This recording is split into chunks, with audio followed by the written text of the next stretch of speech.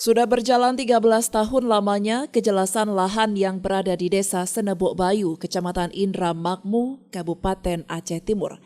Belum ada titik terang meskipun sudah menempuh berbagai upaya.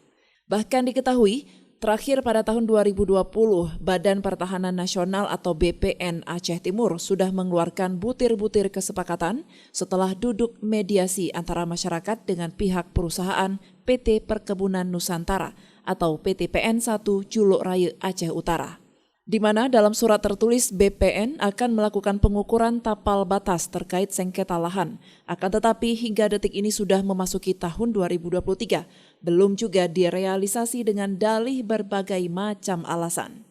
Kuasa hukum desa setempat Fasaro Zaluku dan Pengalaman Laya menyebutkan masyarakat telah sepakat melakukan perjuangan atas permasalahan sengketa lahan tersebut dengan ketentuan berlaku. Ia juga mengatakan bahwa kasus ini sudah bergulir sejak tahun 2010 silam. Akan tetapi belum diselesaikan sama sekali oleh pihak terkait, baik pemerintah maupun perusahaan. Tahun 2010 sampai hari ini belum ada titik temu.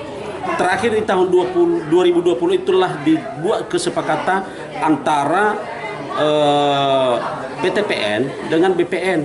Ada beberapa poin, ada suratnya itu, dan sampai hari ini tidak dilaksanakan satu poin pun. Sementara itu anggota DPRK Aceh Timur fraksi Nasdem Zulfadli Oyong sekaligus yang duduk di Komisi 2 mengatakan kehadirannya pada hari ini ke desa setempat untuk mendengarkan keluhan masyarakat dan akan menindaklanjuti dengan segera mungkin. Ia menuturkan jika memang pihak PT PN1 JRU tidak mengubris, maka dirinya bersama masyarakat akan mempertimbangkan agar operasional perusahaan dihentikan sementara. Memang dari pihak PT PN tidak menggubris, maka kami akan mengambil sikap untuk sementara operasional mereka akan kita hentikan sementara. Dari Aceh Timur, Romi Syaputra melaporkan untuk Puja TV Aceh.